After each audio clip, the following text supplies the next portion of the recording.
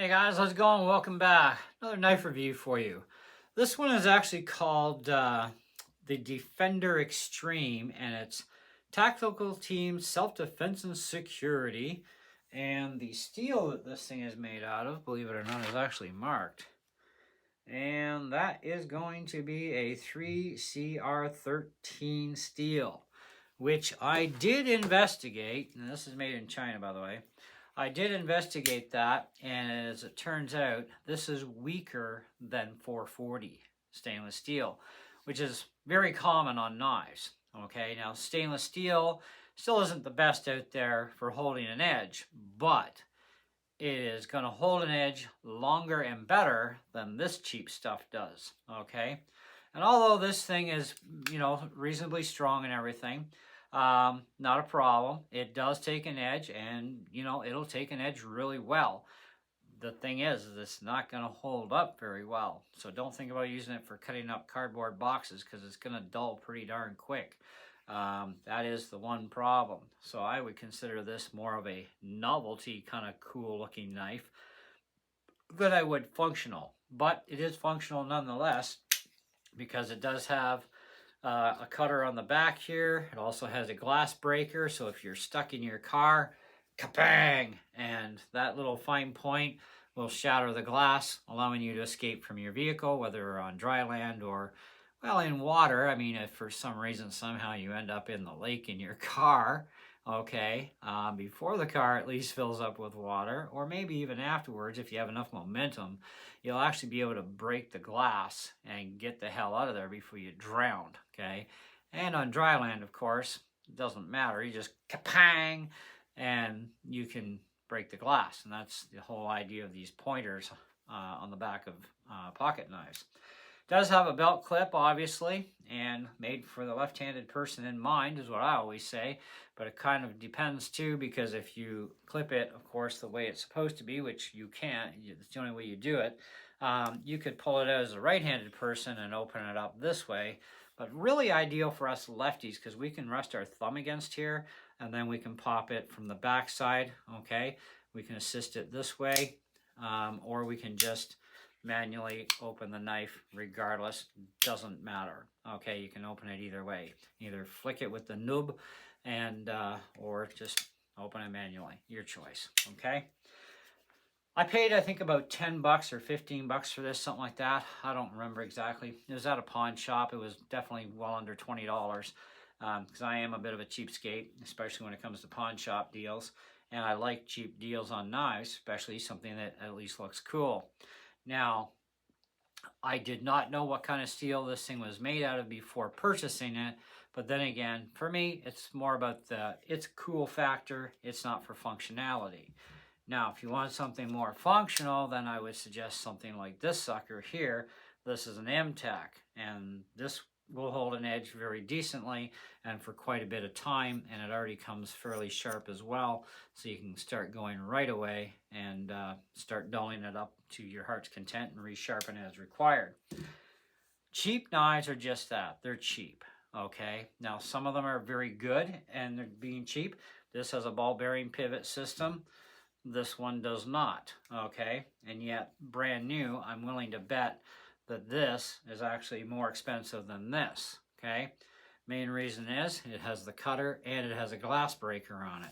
And it does have a pretty meaty, nasty looking blade too, but looks aren't everything, and looks is not functionality, that's for sure.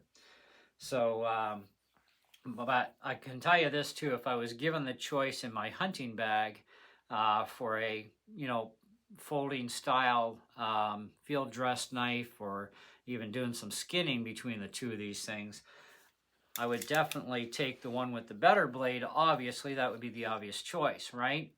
Well, there's one problem with that, and that's the style of the blade that happens to be on here. It would be good for making an incision, but it's not going to be that good for doing skinning with because of the design of the blade. Whereas this one here, although will dull faster, it has more of that rounded edge that you need to get at for skinning with, and definitely can cut the beast open. So if you're thinking about hunting for that purpose, this might be your better option. Just keep in mind, it is going to dull quickly. depending upon the materials. I have no idea what it's like trying to carve up an animal with this thing or the other one. I have a special knife dedicated solely for that purpose for folder portable. Plus I have my main skinning knife, and I have a full field dressing and processing kit. So, you know, you pick and choose your battles on that. But, you know, I do have a pocket knife that is designed for cutting open, skinning, and field dressing the animal. And then I have a separate skinner knife as well. Whatever one's handiest for me to get at, depending on the animal too, right? But anyway, that's kind of where I'm at on that one. If you want to try looking these things up, I'm not sure if you're even going to find this anywhere. I looked up the brand and everything. They do exist. They have tons of knives, but I could not find this exact one, so I cannot tell you the exact brand new price of it. But I can just tell you that I got it at a pawn shop, and it was a really good deal. It was under 20 bucks. And, well, I had the money, and I wasn't going to say no, because I like cool knives. What can I say? And I've been back into knife collecting off and on for the last while, mostly folders, but a few hunting knives as well. So, you know, it's kind of like, you know, it's a little bit of a hobby, a little bit of fun. And you never know, you might find a good used folding knife that would be good steel on it and really good, hold a really good edge for a long time, and get it for next to nothing. You know, I mean, I'm still hoping to find a used buck knife somewhere, you know, a fixed blade, obviously, and getting it for a really good deal, because I don't feel like spending over $100 on a buck knife, you know, because, well, they are 440 steel, and I don't think they're worth $100 just because of the design. So that's my feeling on it, but, you know. Anyway, that's pretty much what I got on you on that one. I think it's worth a 4 out of 5, but just keep in mind, it is lower grade steel than 440. It's definitely not going to hold an edge long, so keep that in mind. You're going to be constantly resharpening that thing. And to do that on a stone, I'm thinking because of the blade design, that's not going to work out on a stone for you very well because of the design of the blade. So you're going to have like one of those, I have one, it's like a rod sharpener, just kind of deal. You could use those things with the, you know, the V groove, little stone thingies. I don't even know what the hell you call them anyways. And just pull it across. I have tried those, and, well, let me just say that on any knife I've tried them on, it really sucks balls. The knives do not get very sharp in the end. They actually develop too fine of an edge that breaks off, so garbage, okay?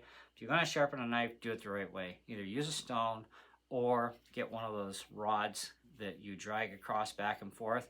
They work fantabulous, okay? But if you can't use a stone, use a rod. Don't bother with that other garbage, because that's all it is garbage. So it's been my experience, at least anyways. So anyway, that's all. That's what we got. So thanks for watching, and stay tuned for the next one. Ciao.